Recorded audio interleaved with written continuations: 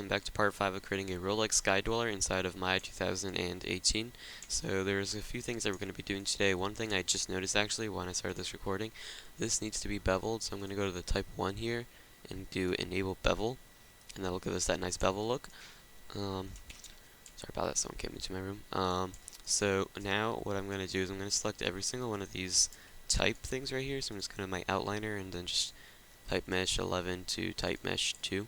Because type mesh 1 is the Rolex right there, and I'm just gonna drag them down to like about there when they both have like 2 rows of faces sticking up, and then I'm just gonna go out of that, and let's see, some of these need to be positioned a bit better, I believe, though, such as, let's see how it looks in a reel. Looks like that one's a different version. Looks like they're ever so, like they're pretty close, but I'm going to turn on the wireframe shaded, that way I can see this a bit easier.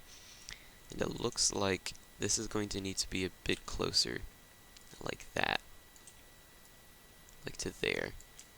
And then this one I'm actually going to go ahead and just do that cut, because I realized that we just, whoops, don't have the same kind of font. So unless you somehow find the same font, then we're just going to have to do it like this, so yeah. Although for the numbers, I do have a way better font to use. Okay, so that seems to match up pretty well. And with this one, same story. Needs to be a bit closer. And let's see how it looks. Looks pretty cool. Although I don't think this, yeah, mesh fill hole. Now it looks better. Okay. So it all looks pretty snazzy. Let's see. Although that could be cut down a little more because it's a bit too close, but it's just like not getting there just yet, so that's bugging me a bit. So we're just gonna delete those, and then mesh. Whoa, no, reduce. Mesh fill hole. Big difference between filling it and reducing it. Okay. Reducing it would get rid of like all the polygons. Alright, so this is how our watch looks right now, and it looks pretty cool. I'm just gonna see something. Yep, alright. Everything seems to be pretty cool.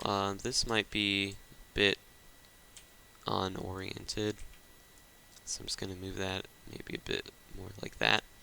And what we can do today is do this where it says Sky Dweller and then Oyster Perpetual, blah blah blah blah blah.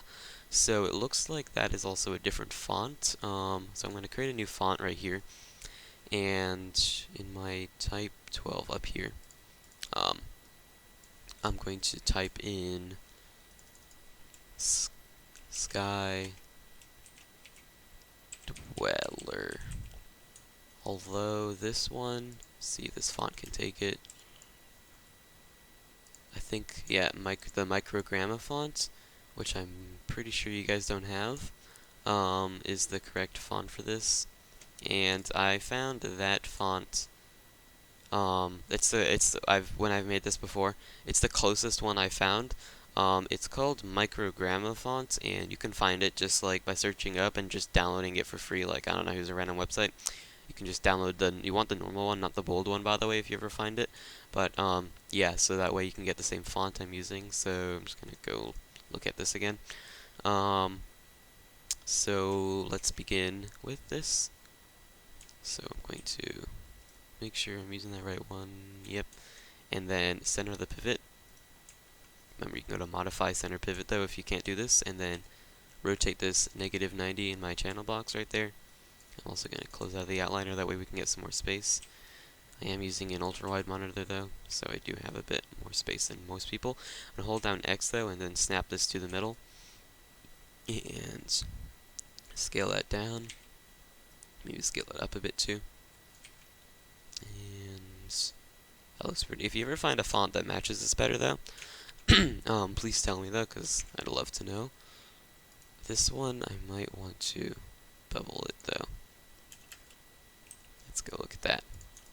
Okay, And let's create another. My voice is like, I've made so many tutorials, I've basically lost my voice.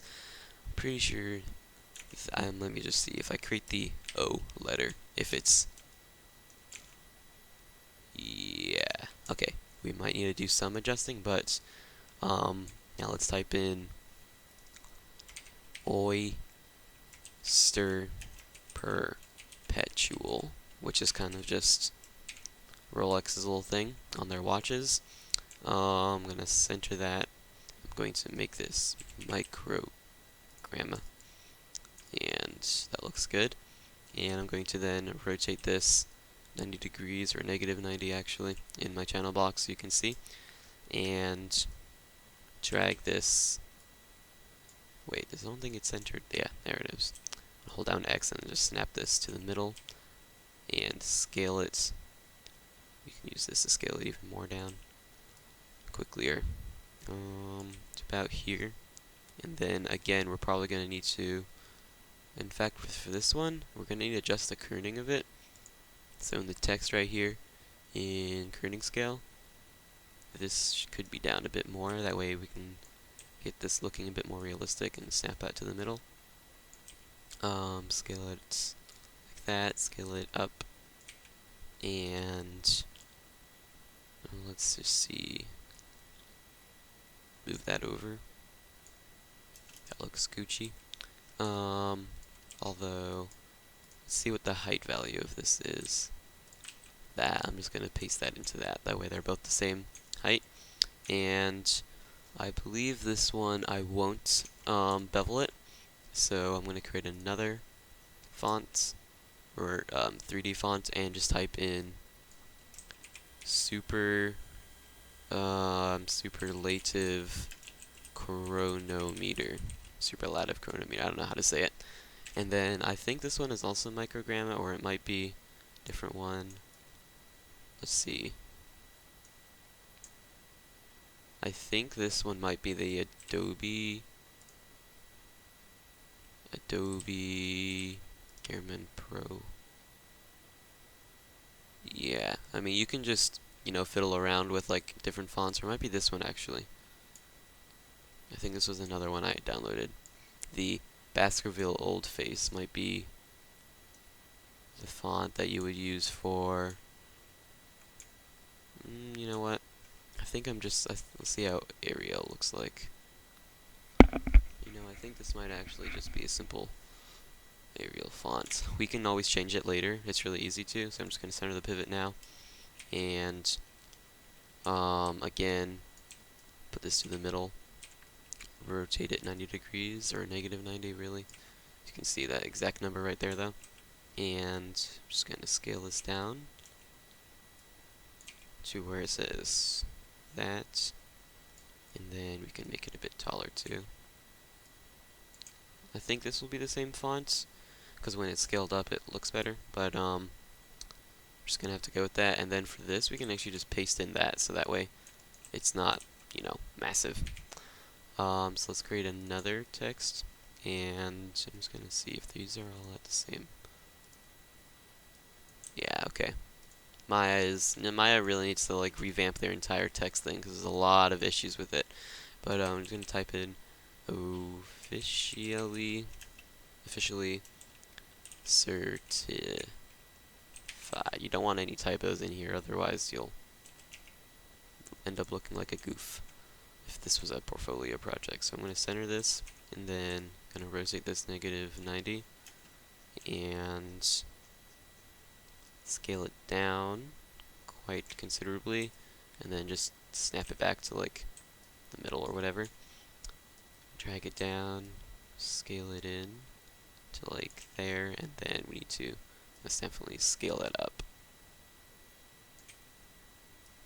So now, if I paste that number into there, that way they're both the same size, all we should have to do is make sure these all match up, and then just paste them where they need to go. So I'm going to hold down V, and then snap to there, and then same with this. Okay, although I do believe that this could be a bit lower. holding down the middle mouse button to do what I just did, by the way. So then I'm going to do the same for this. And then I'm going to hold down middle mouse button on there and about the middle, and I believe this one also needs to be moved to like there. So now they all are on the same height, yep. And all we have to do is select all of it and assign our temporary blend 4, and just select it all and drag it down about that much off the ground, facing like a half. So we have this done. It's looking pretty good. We're working on most of our face before we continue to the outside area. In the next episode, we'll probably create the Rolex logo, and maybe we'll start working on this. So yeah, thank you for watching. Please subscribe.